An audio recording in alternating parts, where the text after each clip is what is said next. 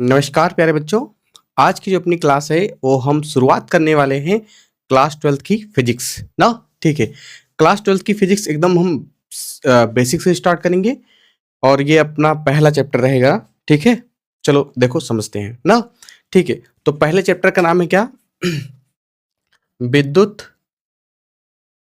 क्षेत्र तथा विद्युत आवेश।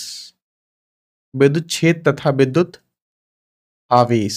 ओके, ठीक है, चिंता मत करो, मैं कंप्लीटली इसको एकदम लिखवाते चलूंगा, समझाते भी चलूंगा ना। तो पहले चैप्टर का नाम है क्या? विद्युत क्षेत्र और विद्युत आवेश। तो ध्यान से इसको समझना कि इसमें क्या क्या टॉपिक हम पढ़ने वाले हैं ना। ठीक है, देखो सबसे पहली हेडिंग हमें लगानी है विद्युत आवेश होता क्या है। विद्युत आवेश होता क्या है, चलो इसको समझते हैं ना। ठीक है, तो पहली हेडिंग लगा लीजिए क्या? विद्युत आवेश। विद्युत आवेश, ओके, इसको बोलते हैं क्या? बोलो, इलेक्ट्रिक चार्ज। ओके, ठीक है, इलेक्ट्रिक चार्ज ना। देखो हम अगर ऐसा बोलना चाहें कि जब दो हम वस्तुओं को रगड़ते हैं ना तो उनके इलेक्ट्रॉनों के स्थानांतरण से ना उनके ऊपर क्या आ जाता है? आवेश आ जाता है। इससे हम कह सकते हैं वस्तुएं क्या हो गई हैं? आवेशित। अगर इन जनरल में इसकी हम परिभाषा बोलना चाहें तो हम ऐसा बोल सकते हैं कि किसी पदार्थ का, कोई भी पदार्थ होगा उसी में से इलेक्ट्रॉनों का स्थानांतरण होगा ना। ठीक है, यानी किसको हम बोल सकते हैं कि किसी पदार्थ का ऐसा गुण जिसके कारण उसमें विद्युत और चुंबकीय प्रभाव उत्पन्न होते हैं, विद्युत आवेश कहलाता है। तो मैं क्या बोला हूं, लिख रहा हूं फटाक से, आप लोग भी निकलिए ना। तो हम क्या बोले हैं, बोलो कि लिखते चलिए तुरंत तुरंत ना। किसी पदार्थ का वह गुण जिसके कारण उसमें विद्युत तथा चुंबकीय प्रभाव उत्पन्न होते हैं, कॉमा, विद्युत आवेश कहलाता है। ठीक है, एक बार फिर से बोल दीजिए, बताइए विद्युत आवेश क्या होता है? तो ये किसी पदार्थ का ऐसा गुण है जिसके कारण उसमें विद्युत और चुंबकीय प्रभाव उत्पन्न होते हैं। ठीक है ना, अब आगे चलते हैं। इसको भैया हम इसे स्मॉल क्यू से प्रदर्शित करते हैं। इसे स्मॉल क्यू से प्रदर्शित करते हैं। स्मॉल क्यू कैपिटल क्यू चाहे से दिखा दो, फिलहाल हम यहाँ स्मॉल क्यू बताए हैं तो उसको दिखाने के लिए ना। ठीक है, और इसके बारे में और समझ लो कि यह एक अदिश राशि है। बोलो, यह एक कैसी राशि है? अदिश राशि है। अदिश राशि है कहने का मतलब इसमें परिमाण होता है, बस दिशा नहीं होती है ना। ठीक है, तो याद रखो अगर हम इसको ऐड ओड करेंगे या भैया माइनस वाइनस करेंगे ना, ठीक है, किसी के साथ में बहुत सारे आवेश रहेंगे तो चिन्ह सहित किया जाएगा ना। ठीक है, अब आगे बात कर लेते हैं। इसका यसाई मात्रक, क्या होता है? बोलो, कुलाम। कुलाम लिख दे, या तो हम इसको ऐसे बोल सकते हैं, चलो अभी लिखवाएंगे हम। इसका एसआई मात्रक क्या होता है? गुलाम होता है। इसका एसआई मात्रक गुलाम होता है। इसके बारे में एक बात और जान लीजिए कि इसकी बीमा क्या होती है। ठीक है, तो इसका इस इसका बीमी सूत्र, सूत्र एटी होता है। क्या होता है? एटी। और बीमा को हमेशा बड़े ब्रैकेट में लिखा करो ना।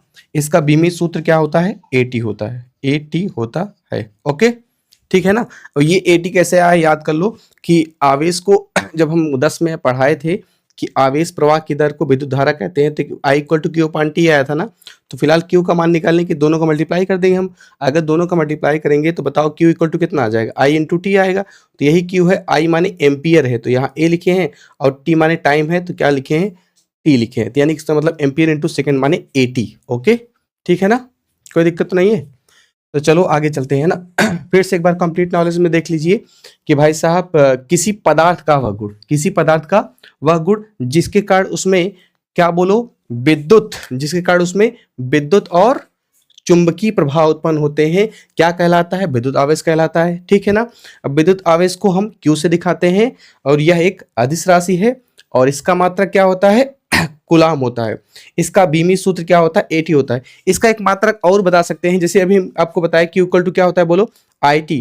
तो हम इसको आई को क्या बोलते हैं? बोलो, एम्पियर। क्या बोलते हैं? एम्पियर। इनटू समय क्या बोलेंगे? सेकंड। तो इसका मात्रक ये भी होता है एम्पीयर इंटू सेकंड, ठीक है ना? एकदम राइट है। चलिए आगे नोट कर लीजिए। चलो देखो, अब विद्युत आवेश के संदर्भ में थोड़ा और आगे हम बढ़ते हैं।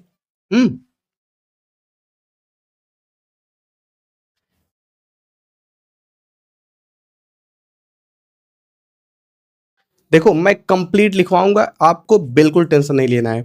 अभी मैंने आपको शुरुआत में ये समझाया था कि जब दो वस्तुओं को रगड़ते हैं तो इलेक्ट्रॉनों का क्या होता है? स्थानांतरण होता है, जिसके कारण ये क्या हो जाती है? आवेशित हो जाती हैं। जो इसके कारण ये क्या होती है? आवेशित माने चार्ज हो जाती है, ठीक है। तो इलेक्ट्रॉन यानी कि किसी पदार्थ से इलेक्ट्रॉन गया होगा या तो किसी पदार्थ पे इलेक्ट्रॉन आया होगा, तो उस पर आवेश की मात्रा कितनी आई होगी, इसको हमें चेक करना है। तो बात को समझो, अगर मान लेते हैं ये कोई पदार्थ है ना, अगर ये कोई पदार्थ है तो इसका ये पदार्थ का नाभिक है और बाहर इसकी यह क्या है? कक्षाएं हैं।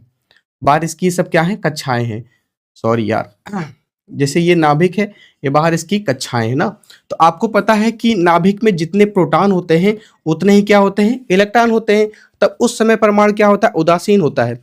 तो बात को समझो, अगर इससे इलेक्ट्रॉन निकाले जाएं, अगर इस पदार्थ से इलेक्ट्रॉन निकाले जाएं तो इलेक्ट्रॉन की कमी आएगी। तो कहने का मतलब प्रोटॉन की मात्रा जितनी थी इलेक्ट्रॉन की तुलना में ज्यादा है, तो यानी कि इलेक्ट्रॉन की कमी होगी ना, तो उसके ऊपर चार्ज आएगा जिसका नाम है क्या? धनावेश ना। इसका उल्टा अगर इलेक्ट्रॉन की अधिकता होगी ना, तो उसके ऊपर जो चार्ज आएगा ना, उसे बोलेंगे हम क्या? ऋणावेश। क्या बोलेंगे? ऋणावेश। यानी कि इलेक्ट्रॉन का जब स्थानांतरण होता है तो पदार्थ पर आवेश आता है, चाहे वो धनावेश आए चाहे वो ऋणावेश आए। तो इसके लिए हम फार्मूला बना सकते हैं कि हम ऐसा बोल दें, यदि किसी पदार्थ से इलेक्ट्रॉनों का स्थानांतरण यन हो रहा है तो उस पर आवेश की मात्रा क्यू कितनी होगी ना। तो लिख लें, हम ऐसे लिख सकते हैं स्टार पॉइंट में, किसी पदार्थ किसी पदार्थ से किसी पदार्थ से इलेक्ट्रॉनों इलेक्ट्रॉनों का स्थानांतरण स्थानांतरण यन हो तो आवेश क्यू बराबर कितना होगा? एन ई होगा ना, वही तो होगा एन इंटू इलेक्ट्रॉन, ठीक है। तो स्थानांतरण में चाहे प्लस आया हो चाहे माइनस आया हो, तो इसलिए क्यू इक्वल टू हम क्या लिखेंगे? Plus minus. यानी ध्यान से समझिए कि देखो ना, मैं Q equal two plus minus यानी इसलिए लिखा हूं, इसकी एक वजह है ना, ठीक है। एन क्या है? जबकि भैया एन क्या है? नंबर है, 1 2 3 4 डॉट डॉट ऐसे हो सकता है, ठीक है ना। ये सूत्र याद है, ये हमें याद करना है कि किसी पदार्थ पर आवेश की मात्रा बराबर क्या होता है? Plus minus. यानी किसी पदार्थ पर आवेश की मात्रा बराबर क्या होता है? Plus minus. यानी फिर से बताओ, किसी पदार्थ पर आवेश की मात्रा क्यू बराबर क्या होता है? प्लस माइनस एन ई, ठीक है। तो चलो हम आगे चलते हैं ना।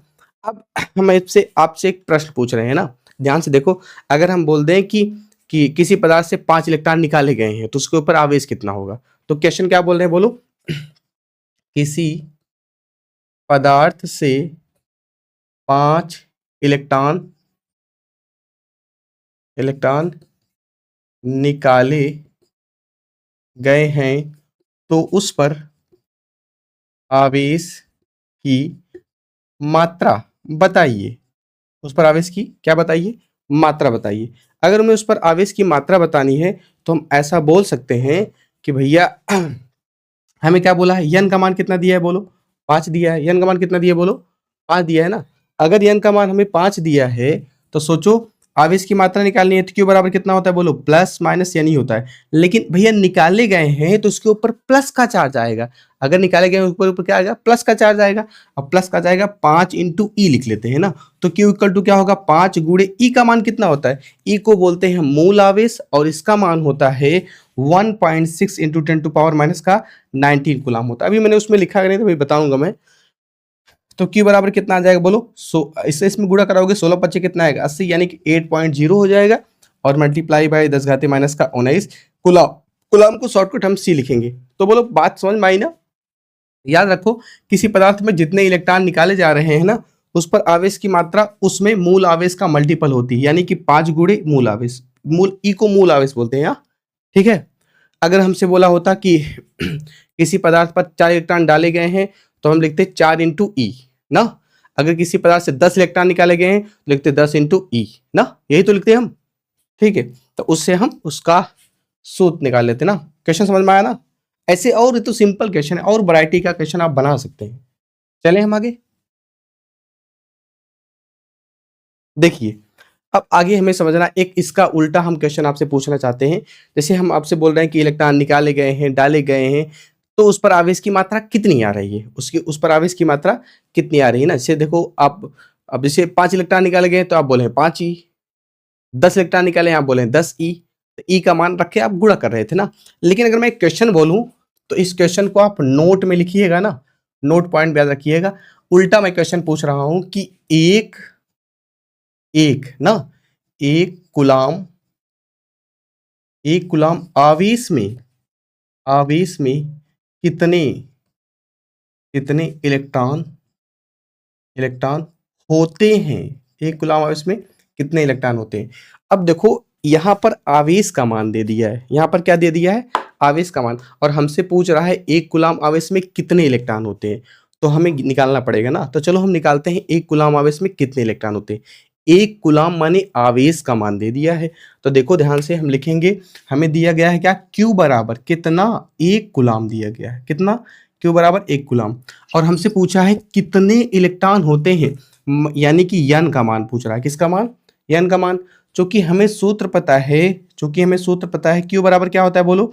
एन ई ना होता है, ये तो होता है ना। ठीक है, तो बताओ Q बराबर कितना हो? Q की जगह पर क्या रखेंगे हम बोलो? दिया है एक रख देते हैं, एन इंटू ई का मान कितना होता है? 1.6 इंटू 10 टू पावर माइनस का 19 कूलम, यही तो होता है ना। ठीक है, तो ये इधर गुणा में इस साइड क्या करेगा? भाग करेगा, भाग करा दो। 1/1.6 गुणे 10 घाते माइनस का 19, ठीक है, बराबर कितना होगा बोलो? एन, यही तो होगा ना। ठीक है, अब हम क्या करते हैं, एन का मान निकालेंगे, थोड़ा इधर लिख लेते हैं ना, दिखाई दे रहा है ना। तो लिखेंगे n बराबर 1/1.6 गुणे 10 घाते 19, नीचे है तो इसको हम ऊपर भेजेंगे तो भैया साइन क्या हो जाएगा? चेंज हो जाएगा, तो प्लस का 10 घाते कितना आ जाएगा? 19 ना। ठीक है, तो n बराबर, अब इसको आप भाग लगा लेंगे तो हम जुगाड़ लगा कर दें। देखो मैं इसका दशमलव काटता हूँ, यहाँ 0 बढ़ा देता हूँ, ये कितना आएगा? 10/16 आ जाएगा, गुणे कितना आ जाएगा बोलो? 10 घाते 19। अब इसको काट दीजिए ना, 2 से काट दें, 2 पचे 10, 2 अठे 16, तो 5 बटे कितना आ गया बोलो? 8, गुणे 10 घाते कितना हो गया? 19। तो मैं इसको लिख लेता हूँ ना, देखो 19 को मैं अगर यहाँ लिखना चाहूँ मैं 50 लिख दूँ, और 10 घाते मैं इसको 18 लिख दूँ, ताकि भाग लगाना आसान हो जाए ना। ठीक है, तो देखो ये 10 है यहाँ मल्टीपल में, तो 8 भागे आपको करना है कितना? 50, तो 8 छंग 48 हो जाएगा, और कितना बचा? 2, 10 में बढ़ा के 0 लेंगे, 8 दूनी 16 हो जाएगा, कितना बचेगा? 4, फिर 0 बढ़ा देंगे, 8 पंजे 40 ना, 40 होकर रिमाइंडर शेषफल कितना आ जाएगा इसका? 0। तो यानी इक्वल टू कितना आएगा? 6.25 मल्टीप्लाई बाई 18 ना, यानी कि n का मान कितना आएगा? 6.25 गुणे 10 घाते 18। तो भैया इसको पक्का पक्का आप याद कर लीजिए ना, कि बताओ एक कूलम आवेश में कितने इलेक्ट्रॉन होते हैं? तो एक कूलम आवेश में 6.25 गुणे 10 घाते 18 इलेक्ट्रॉन होते हैं। एक कूलम आवेश में कितने इलेक्ट्रॉन होते हैं? तो 6.25 गुणे 10 घाते 18 इलेक्ट्रॉन होते हैं। इसका उल्टा बताओ एक इलेक्ट्रॉन पर कितना आवेश होता है? तो एक इलेक्ट्रॉन पर 1.6 गुणे 10 घाते माइनस 19 कूलम आवेश होता है ना। देखो एक कूलम आवेश में इलेक्ट्रॉनों की संख्या पूछ रहा है, अगर हमसे पूछता एक इलेक्ट्रॉन पर कितने आवेश होते हैं, तो उल्टा आवेश पूछ रहा है इलेक्ट्रॉन पर ना, तो हम बताएंगे 1.6 गुणे 10 घाते माइनस 19 कूलम। बात समझ में आई? तो इसको जरूर से याद रखना कि एक कूलम आवेश में कितने इलेक्ट्रॉन होते हैं। तो मेरे करें, लिख लियो, चलो।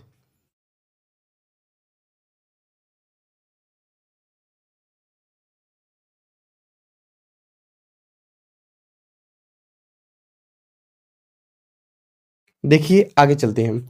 अब हमें आगे समझना है कि इसी आवेश के बारे में, और कि आवेश का प्रकार क्या होता है और चीजें क्या होती है ना, समझना है। तो चले, सब कुछ सही है ना? ठीक है, तो हेडिंग लगा लेते हैं आवेशों का प्रकार। क्या लगा लेते हैं? आवेशों का प्रकार। तो आवेशों का सिंपल आप जानते हैं, आवेश कितने प्रकार के होते हैं? 2 प्रकार के। तो टाइप्स ऑफ आवेश, तो लिख लेते हैं क्या? आवेशों का प्रकार। आवेशों का बोलो प्रकार। तो आवेश कितने प्रकार के होते हैं? 2 प्रकार के।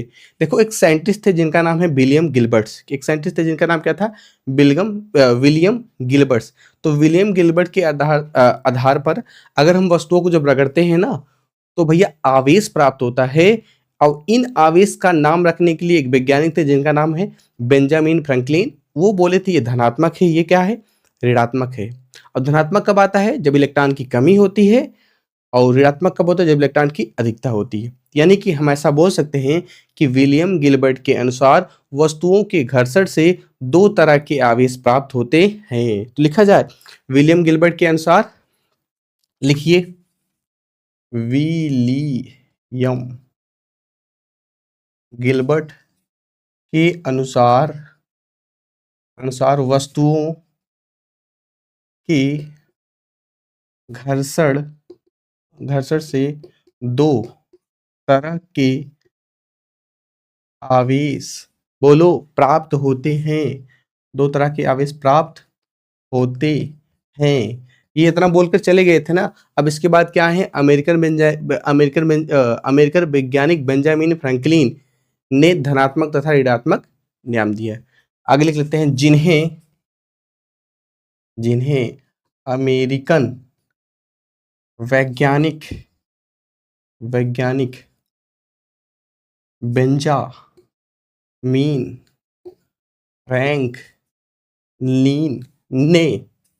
फ्रैंकलिन ने धनात्मक तथा, क्या, बोलो, ऋणात्मक नाम दिया। ओके, ठीक है। तो हम क्या बोल रहे हैं भैया, बताओ आवेशों का प्रकार कितना प्रकार का होता है, दो। अच्छा, आवेशों खोज यानी कि विलियम गिलबर्ट किए थे। तो विलियम गिलबर्ट के अनुसार जब वस्तुओं को रगड़ा जाता है तो दो तरह के आवेश प्राप्त होते हैं, जिन्हें अमेरिकन वैज्ञानिक क्या नाम रखे थे, एक का नाम रखे थे धनात्मक, एक का नाम क्या रखे थे, ऋणात्मक। माने एक पॉजिटिव टाइप का चार्ज होता है, एक तो नेगेटिव टाइप का चार्ज होता है ना। ठीक है, अब दोनों चार्जों की डिफिनेशन हम शॉर्टकट में समझ लेते हैं। इतना आप लिख लिए हो तो हम आगे चलें आगे। देखिए, लिख लियो ना, ठीक है। तो पहला हेडिंग लगा लेते हैं, क्या, धन आवेश। क्या लगा लेते हैं, धन आवेश। तो देखिए धनावेश यानी पॉजिटिव चार्ज, इंग्लिश भी लिख लिया करो तुम लोग यार। धनावेश पॉजिटिव चार्ज ना, ठीक है।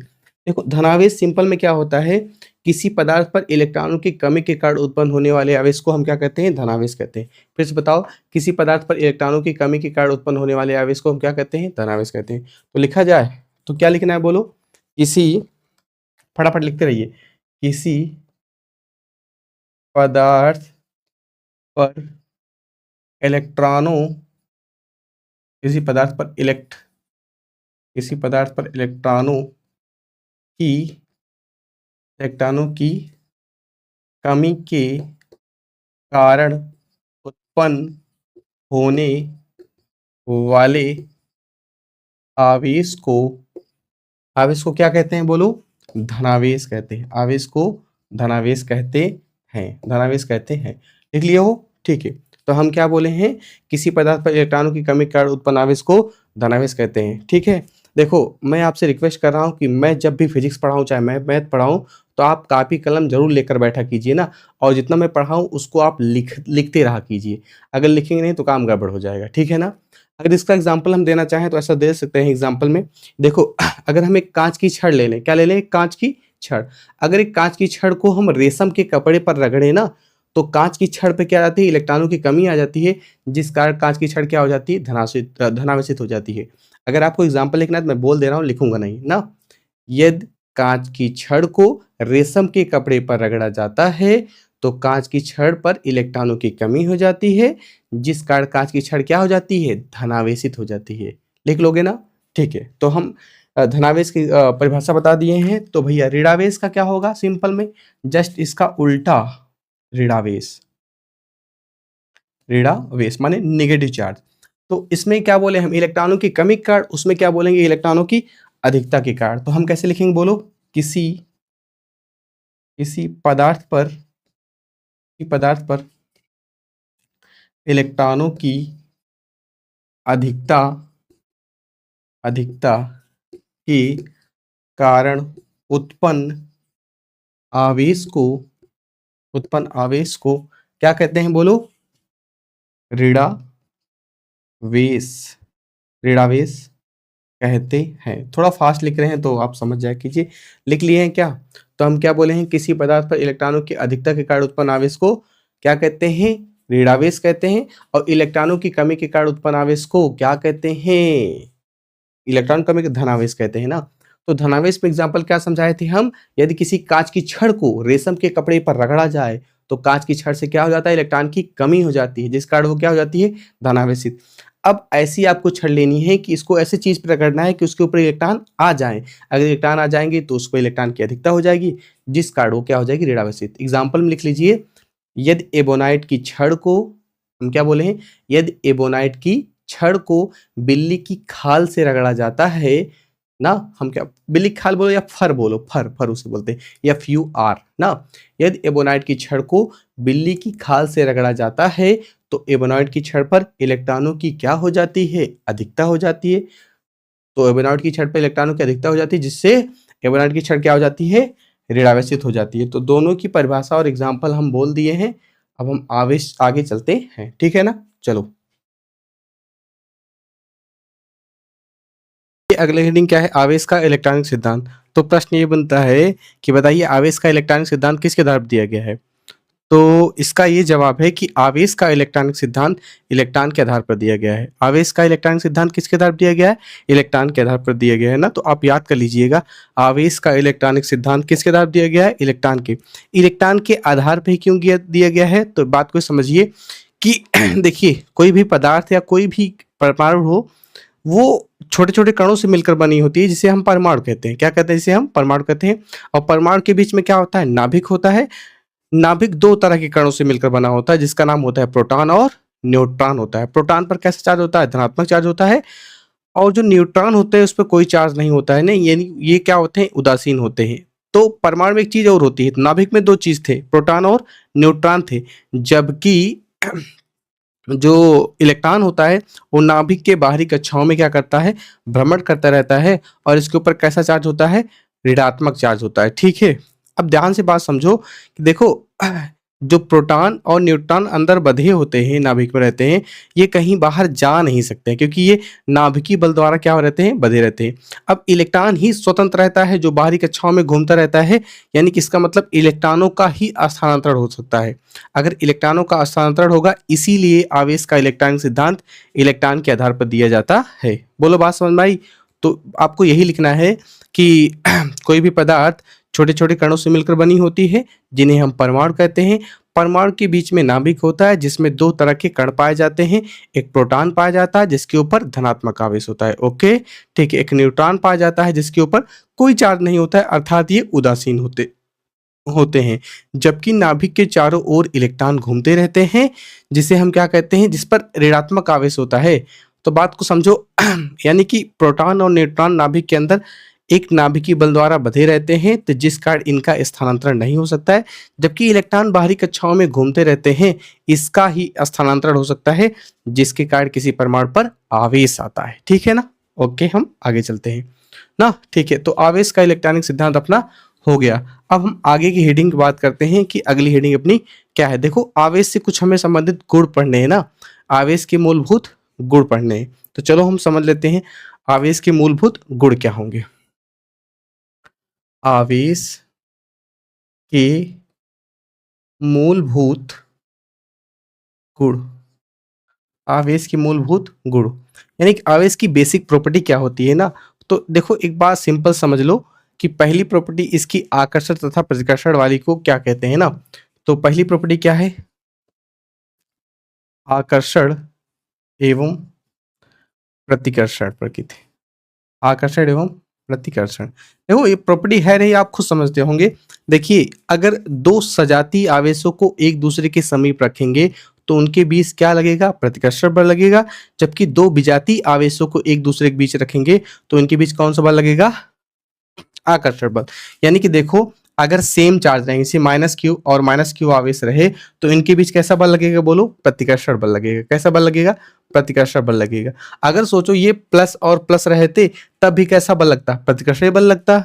लेकिन अगर ये अलग अलग चार्ज रहे होते, जैसे -q रहा होता, +q रहा होता, या +q रहा होता, -q, तो उनके बीच में कैसा बल लगता है? बोलो, आकर्षण बल लगता है। कैसा बल लगता है? बोलो, आकर्षण बल लगता है ना। तो यानी कि कहने का मतलब हम ऐसे बोल सकते हैं पहली प्रॉपर्टी कि सजाती, क्या बोल सकते हैं, सजाती आवेशों के बीच, सजाती आवेशों के बीच कौन सा प्रतिकर्षण बल तथा, बोलो कौन सा, तथा विजाती आवेशों के बीच कौन सा आकर्षण बल लगता है। ओके, ठीक है।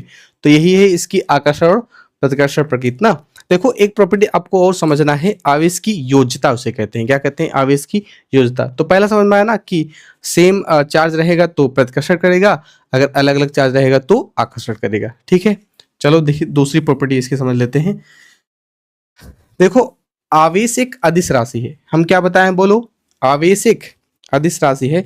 अगर ये एक आवेश एक अदिश राशि है ना, तो इसकी योज्यता प्रॉपर्टी जो होती है, आवेश की, आवेश की योज्यता, आवेश की जो योज्यता होती है ना, तो हम आपसे बोल रहे हैं कि आवेश कैसी राशि है, एक अदिश राशि है ना। आवेश कैसी राशि है? अदिश राशि है। तो आवेश की योज्यता कहने का मतलब है कि आवेश की प्रकृति हमेशा क्या होगी? योगात्मक होगी। आवेश की प्रकृति हमेशा क्या होगी? योगात्मक होगी। अर्थात कि कहीं भी बहुत सारे ढेर सारे आवेश रहेंगे तो उनका अगर कुल आवेश आपको निकालना होगा तो हमेशा आप उनको जोड़ेंगे और साइन सहित जोड़ेंगे, यानी प्लस वाला है तो प्लस वाला में लेंगे और माइनस वाला है तो माइनस वाला लेंगे। इसे ही कहते हैं आवेश की योज्यता। ठीक है, लेकिन याद रखना आवेशों की प्रकृति क्या होती है? योगात्मक होती है। आवेशों की प्रकृति क्या होती है? योगात्मक। ये तो बस सिंपल सा है। अगला हम तीसरा बात करते हैं। आवेश, क्या? आवेश का संरक्षण, आवेश का संरक्षण। देखो जैसे बात समझो, आप संरक्षण कई ठो पढ़े होंगे, चाहे आवेश का संरक्षण हो, चाहे संवेग का संरक्षण हो, चाहे ऊर्जा का संरक्षण हो, ऐसे बहुत सारे पढ़े होंगे ना संरक्षण। ठीक है, तो कहने का मतलब है कि किसी भी विलगित निकाय का जो कुल आवेश होगा वो क्या होगा? संरक्षित होगा। आवेश ना तो उत्पन्न होगा और ना ही नष्ट होगा ना।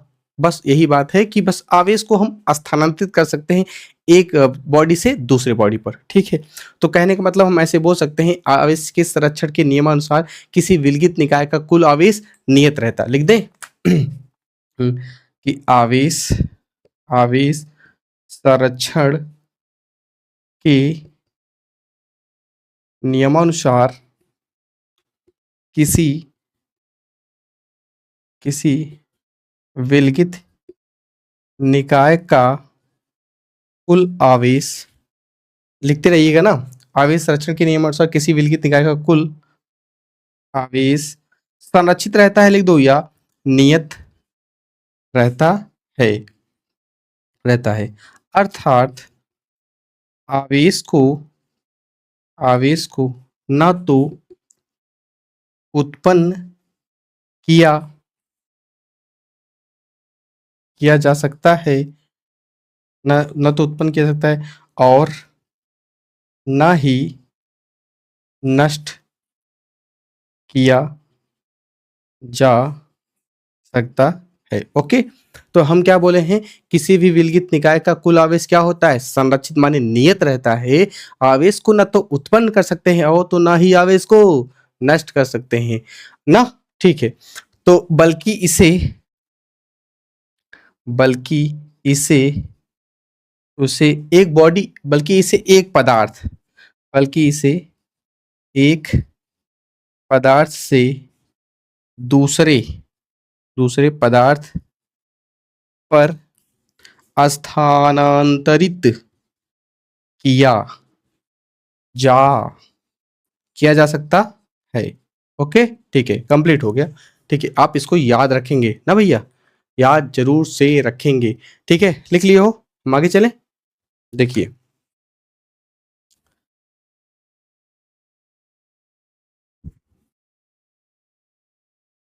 मान लो जल्दी नहीं लिख पाया करो तो वीडियो पॉज करो, इसके बाद लिखो। ठीक है, सबसे मोस्ट इंपॉर्टेंट और सबसे इसकी लास्ट है ना क्वालिटी में, यही मोस्ट इंपॉर्टेंट है ना। तो अगली हेडिंग है अपने का कि आवेश का, आवेश का क्वांटी, आवेश का क्वांटीकरण, या इसे बोलते हैं परमाणुकता। क्या कहते हैं? आवेश का क्वांटीकरण या परमाणुकता।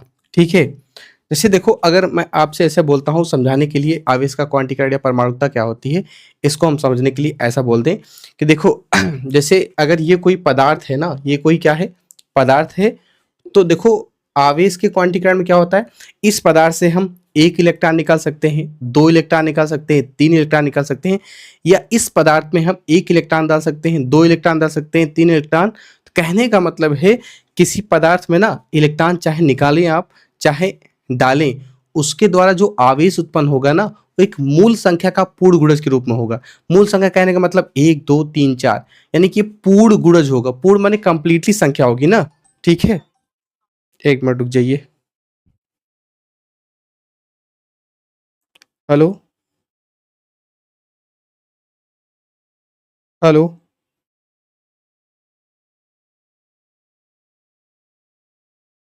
चलो। तो हम क्या बोल रहे थे, एक मूल संख्या क्या होगा, पूर्ण गुणज होगा, ठीक है ना। तो चलो हम यही बात लिख लेते हैं ना, कि प्रकृति में आवेश सदैव एक निश्चित न्यूनतम मान के पूर्ण गुणज के रूप में उत्पन्न होता है। हम क्या बोले हैं, फिर से बोलिए।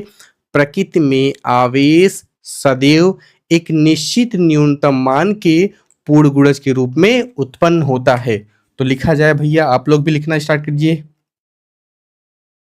प्रकृति में आवेश आवेश एक निश्चित न्यूनतम मान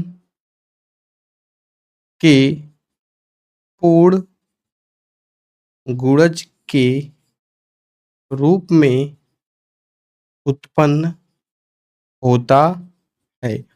बात समझ में आई कि हम क्या बोले हैं, प्रकृति में आवेश सदैव, सदैव नहीं लिखे कोई बात नहीं, प्रकृति में आवेश एक निश्चित न्यूनतम मान के पूर्ण गुणज के रूप में उत्पन्न होता है।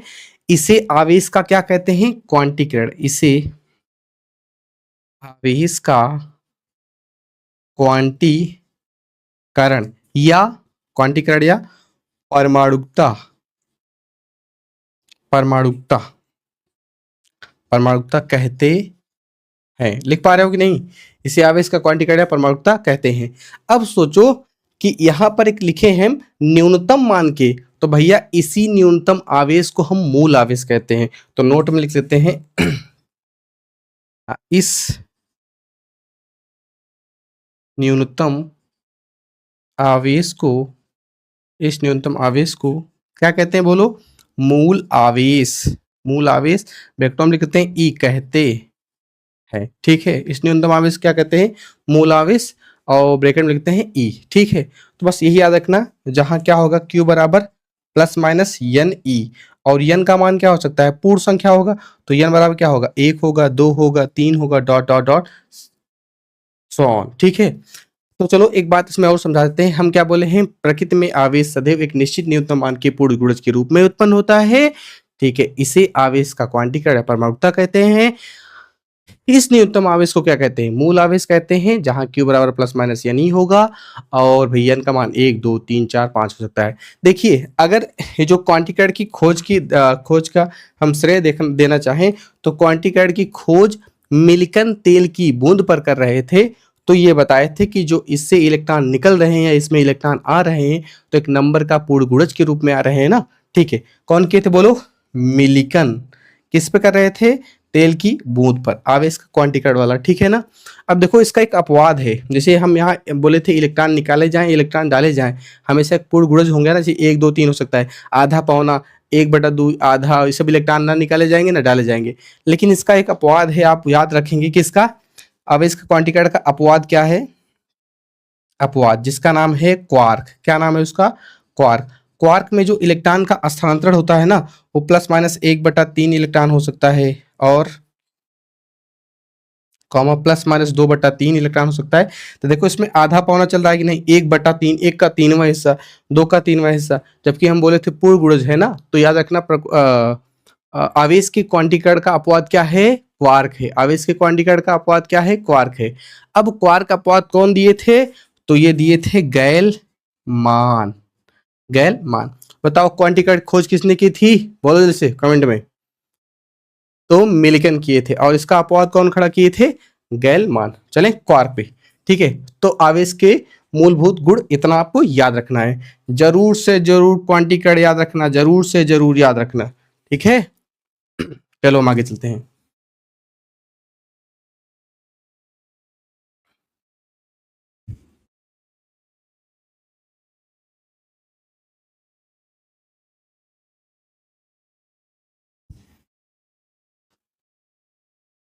चलिए देखिए आगे।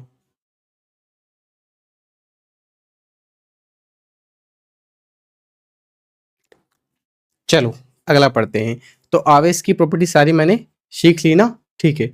अब हम आगे सीखते हैं कि थोड़ा इस आवेश के बारे में और जानकारी ले लेते हैं, इसकी यूनिट क्या क्या होंगी। तो हेडिंग लगा लीजिए, विद्युत आवेश की इकाई। विद्युत आवेश की इकाई, क्या हेडिंग लगानी है, विद्युत आवेश की इकाई। विद्युत आवेश की इकाई हम आपको बताए हैं, लेकिन थोड़ा और आपको समझा दे रहे हैं। देखो, विद्युत आवेश का एसआई मात्रक क्या होता है, कूलाम होता है। तो फटाक से लिख लीजिए, हम लिखवाए भी होंगे ना, ठीक है, लिख लेते हैं भाई साहब। विद्युत आवेश का, बोलो, एसआई मात्रक क्या होता है, कूलाम होता है, कूलाम होता है, ठीक है। अगला पॉइंट याद करना है, विद्युत आवेश का एम के एस, विद्युत आवेश का एम के एस मात्रक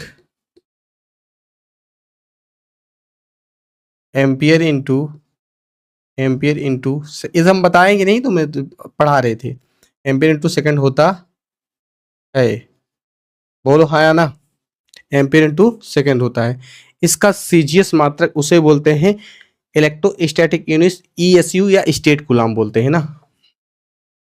विद्युत आवेश का सीजीएस मात्रक ईएसयू, electrostatic static unit, electrostatic unit या स्टेट कूलाम होता है, ठीक है। तो इतना आपको एक और मात्रक हो सकता है, एक हम लिखवाते हैं बस ना। विद्युत आवेश का सबसे बड़ा, सबसे बड़ा मात्रक फैराडे, फैराडे होता है, ठीक है। तो लिख लेते हैं, एक फैराडे बराबर, एक फैराडे, एक फैराडे बराबर 96,500 कूलाम। हाँ, ये मानी गई यूनिट है, तो याद रखेंगे।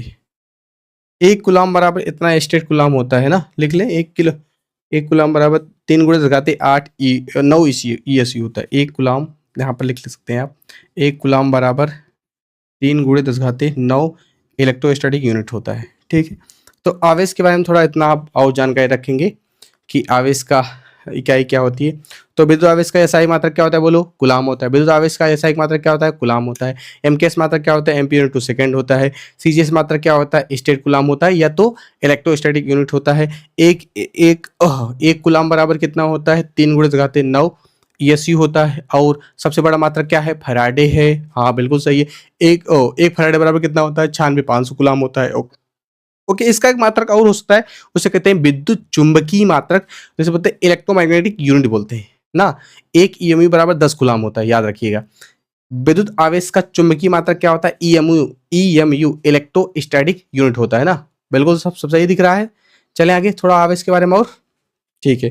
देखो, आपसे हाथ जोड़ के रिक्वेस्ट है कि जो मैं लिखवाया करूँ उसको लिखा जरूर किया कीजिए ना, जरूर से जरूर लिखा कीजिए। मैं भी बोर्ड पे लिख रहा हूँ ना, तो आप भी लिखा कीजिए, बस कॉपी पेन जरूर लेकर बैठा कीजिए। चलो देखो,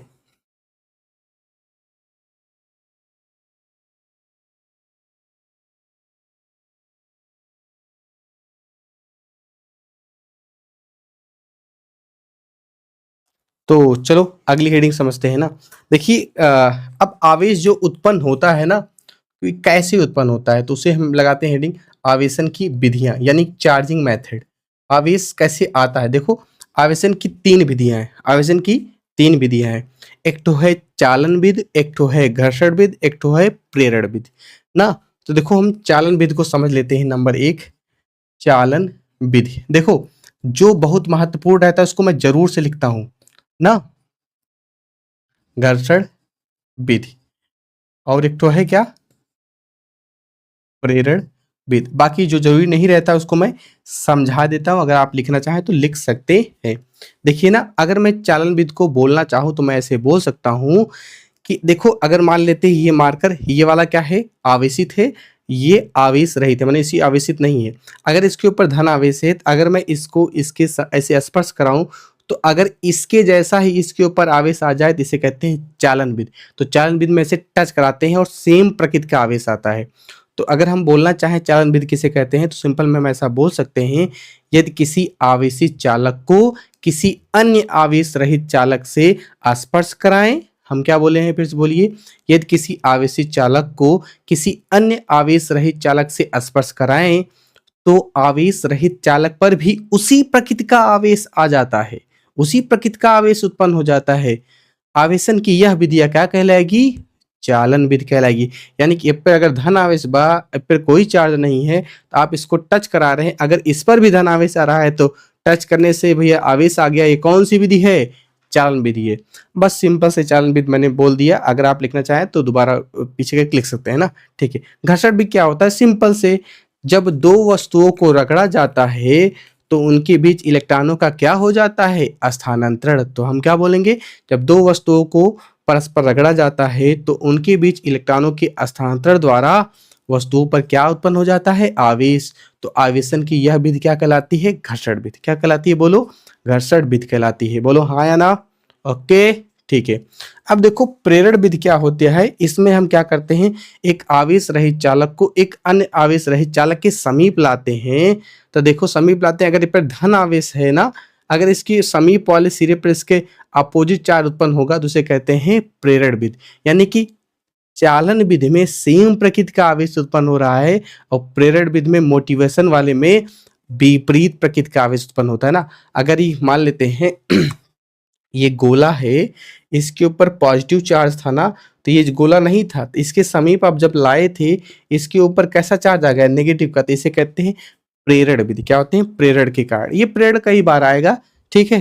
तो चालन घर्षण प्रेरण तीनों हो गया ना, हम आगे चलते हैं, ठीक है।